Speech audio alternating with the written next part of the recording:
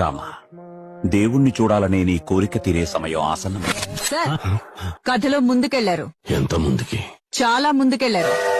అవిధ్యానామంతస్తిమిరా మిహిరదీపనగిరి జదనం చైతన్యస్తవకం కరంద శృతి జరి.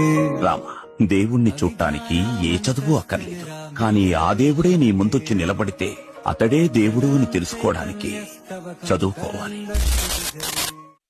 మళ్ళీ ముందుకెళ్ళానా? Listen, now you're getting on my nerves. నువ్వు మేడం ఒక నిమిషం ఉండా. సారు ఆయన తిరిగి వెళ్ళిపోతాడా? ఇంకేటి చేయడా?